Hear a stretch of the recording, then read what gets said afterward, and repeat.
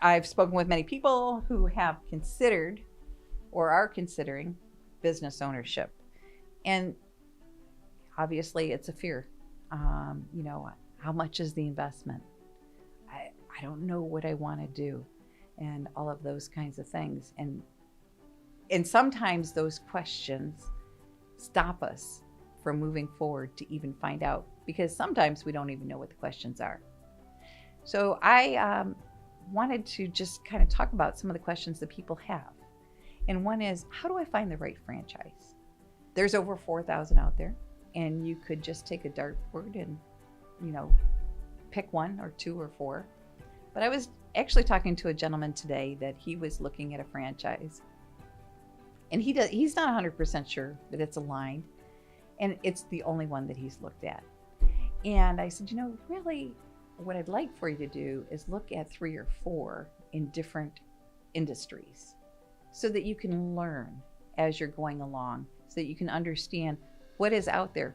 Oh, I didn't know that I could buy a franchise that doesn't have any inventory.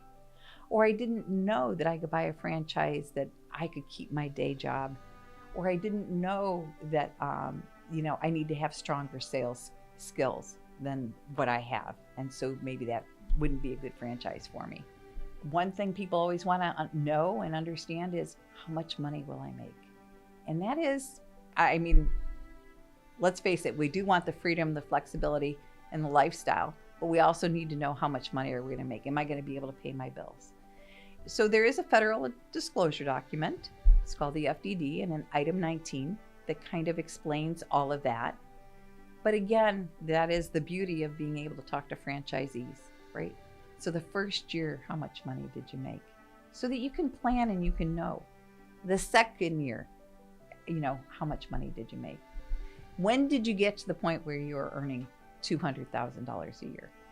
So those questions will help you make up your mind. Can I really afford? I always tell people that your first year, you really should have a year's worth of living expenses set aside so that you're not worried about that. And how much does a franchise cost?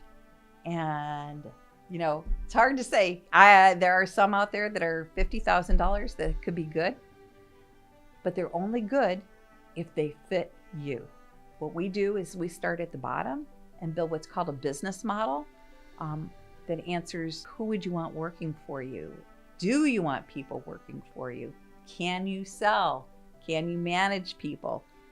What days of the week do you want your business open? And then we find franchises that fit that. So it's not so much about how much does it cost. It's more about, what is your budget? It's very important to know how much can you afford and how much can you sleep at night if you're borrowing X amount of money. So finding the right franchise can be really easy when you know what you're looking for and you know the franchises. So I'm not necessarily putting a plug in for myself. It helps if you have somebody that's going through, if they understand who you are, the core of who you are, maybe what kind of culture you're going to fit into, so that then they're showing you those kinds of businesses. I was working with a gentleman a couple weeks ago, and he said, well, I'm a Christian. I'm like, oh, okay. Well, so there are different businesses that I might show to somebody who's a Christian as opposed to somebody who's not a Christian, just because of the culture is really the reason why. So it's important to have somebody that has some of that insider knowledge to save you time, and to understand what are your core competencies. Are you a good salesperson? Or are you a better managing people person? Sometimes people want to make a big impact on the community. Sometimes people don't care if they make a big impact in the community. So these are the kinds of things that we want to talk about and understand, so that when you're looking, we're finding the right fit. And then as you're going through your due diligence, I'm happy to be that sounding board about, what more do you need to know? What don't you like? What did we maybe miss? And most importantly, to be that encourager to make sure that you're talking to franchises. Amazingly, I've talked to people that have bought a franchise and only talked to one franchisee. they give you all the franchisees, so you need to talk to more than one franchisee. Just a few of the questions that people have, and a few of the questions that I can answer right up front. So if it's something that you've been thinking about, truth be told, only 1 out of 4 people really buy a franchise. My goal, my passion is really helping you educate yourself about if this is a good fit for not just you, but for you and your family. If you have any interest in exploring franchise business ownership, I would like to say that it doesn't cost anything to use me also. So please go to my webpage, and the link is in the description, and you can take my entrepreneur profile. And really, if you have any questions, my phone number is there too. Feel free to give me a call. I'm happy to have a conversation with you.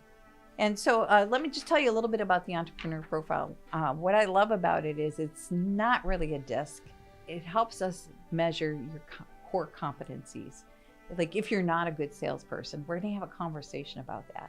It'll show, are you good in compliance? If you're not very good at being compliant, a franchise may not be something good for you.